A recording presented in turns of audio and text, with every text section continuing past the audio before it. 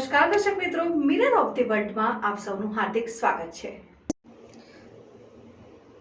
વડોદરા શહેરના કારેલીબાગ વિસ્તારમાં આવેલ હીરાવંતી ચેમ્બર્સની પ્રેસ્ટી ઓફિસમાંથી મોનિટર લિઝાર્ડ વન્યજીવનું વાઇલ્ડ લાઇફ રેસ્ક્યુ ટીમ દ્વારા રેસ્ક્યુ કરાયું। હાલ ચોમાસાની ઋતુમાં શહેરમાં ધીમે ધીમે જળચર અને સરીસૃપ જીવો જમીન પાણીમાંથી બહાર આવી જવાની ઘટનાઓ સામે આવી રહી છે।